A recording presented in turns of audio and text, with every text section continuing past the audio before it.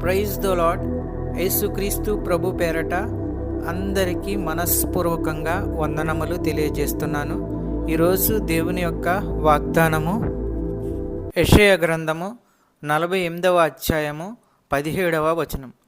నీ విమోచకుడు ఇశ్రాయేలు పరిశుద్ధ దేవుడనైన యెహోవా ఇలాగు సెలవిచ్చుచున్నాడు, నీకు ప్రయోజనము కలుగునట్లు నీ దేవుడనైన యెహోవానగు నేనే నీకు ఉపదేశము చేయుదును, నీవు నడవవలసిన త్రోవను నిన్ను నడిపించుదును.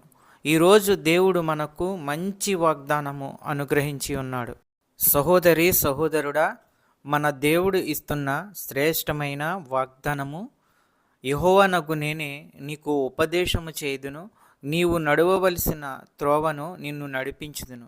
ఈ యొక్క మంచి వాగ్దానము మనందరి జీవితాల్లో నెరవేరునుగాక. దావీదు రాజు అయినప్పటికీ, వివేకవంతుడైనప్పటికీ సొంత జ్ఞానంతో సొంత నిర్ణయాలు తీసుకోలేదు. కీర్తన 25:4లో, యెహోవా నీ మార్గములు నాకు తెలియజేయము, నీ త్రోవలను నాకు తేటపరచుము, నన్ను నీ సత్యమును అనుసరింపజేసి నాకు ఉపదేశము చేయము, నీవే నా రక్షణకర్తవైన దేవుడవు, దినమెల్లా నీ కొరకు కనిపెట్టుచున్నాను అంటున్నాడు. సహోదరి సహోదరుడా, మన జీవితాల్లో మనం చేయవలసిన పనులు సొంత నిర్ణయాలతో చేస్తూ ఉంటాం. వాటి వలన కలిగే ఫలితాలు అసంతృప్తినిస్తాయి, మనకు మనశ్శాంతిని ఇవ్వవు. సర్వాతీతుడైన దేవుణ్ణి మనం అడిగితే ఆయన యొక్క వాత్సల్యతతో మనం నడవలసిన త్రోవను నడిపిస్తాడు, మనకు విజయం అనుగ్రహిస్తాడు. ఏ పని చేసినా దేవుని యొక్క చిత్తాన్ని గ్రహించి విశ్వాసంతో ముందుకు వెళ్ళాలి. అప్పుడు మనం చేసే పని సులువుగా జరుగుతుంది. సహోదరి సహోదరులారా, మనం దేవుడు చెప్పిన మార్గంలో నడిస్తే ఆ మార్గంలో విజయం ఉంటుంది. ఎందుకనగా దావీదును నడిపించిన దేవుడు మనల్ని కూడా నడిపిస్తాడు, మనకు ఉపదేశం చేస్తాడు.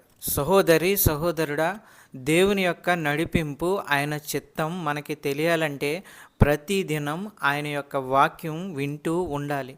దేవుని యొక్క చిత్తం నడిపింపు మనకు తెలుస్తుంది.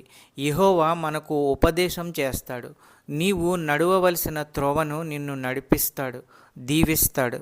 వాక్యమును బట్టి ప్రార్థన చేసుకుందాము. ప్రార్థనలో ఏకీభవించండి. సర్వశక్తిమంతుడైన దేవా, ఉన్నతుడైన దేవా, సర్వోన్నతుడా, నీకు స్తోత్రములు. వాక్యము ద్వారా స్పష్టంగా మాతో మాట్లాడినందుకు వందనములు తెలియజేస్తున్నాం. ప్రతి ఒక్కరి జీవితంలో శాంతి, సమాధానము, నెమ్మది, సంతోషము అనుగ్రహించండి. గడిచిన కాలమంతా నీ రెక్కల చాటున భద్రపరిచి మమ్మల్ని అందరినీ కాపాడుతున్న విధానాన్ని బట్టి నీకు స్తోత్రములు, వందనములు. నీతి స్వరూపుడా, నీకే స్తోత్రాలు, వందనాలు. ప్రేమ సమాధానానికి కర్త అయిన దేవా, నీకు స్తోత్రములు. ఈ ప్రార్థనలో ఎంతమంది అయితే ఏకీభవిస్తున్నారో వారందరి ప్రార్థన వినండి. వారి యొక్క ప్రతి అవసరతను తీర్చండి. నీ కృపచేత ప్రతి ఒక్కరిని ఆశీర్వదించండి. నమ్ముతుండగా, విశ్వసిస్తుండగా అద్భుత కార్యాలు, ఆశ్చర్య కార్యాలు చేయండి. ఆర్థిక సమస్యల నుంచి విడుదల దయచేయండి. చిన్న బిడ్డల కొరకు ప్రార్థించుచున్నాము తండ్రి, మీరే వారిని కాచి కాపాడండి. రాకపోకల యందు వారికి తోడై ఉండి కాపాడండి. మంచి చదువు, క్రమశిక్షణ వారికి దయచేయండి. కాలేజీకి వెళ్ళే స్టూడెంట్స్ గురించి ప్రార్థించుచున్నాము. మంచి క్రమశిక్షణ వారికి అనుగ్రహించండి, చదువులో దీవించండి. జాబు ప్రయత్నంలో ఉన్న వారి గురించి ప్రార్థించుచున్నాము.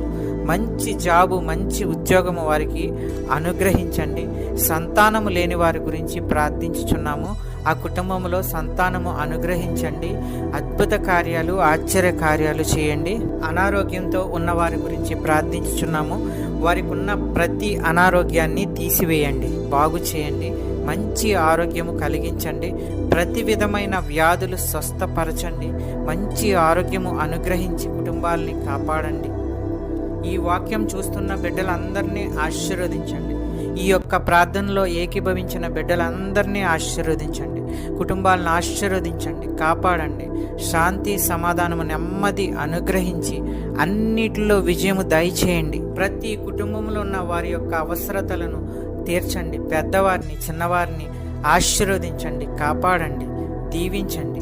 మా ప్రార్థన విన్నందుకు వేలాది స్తోత్రాలు చెల్లించుకుంటున్నాము తండ్రి. యేసుక్రీస్తు ప్రభు పేరట అడుగుచున్నాను తండ్రి, ఆమెన్.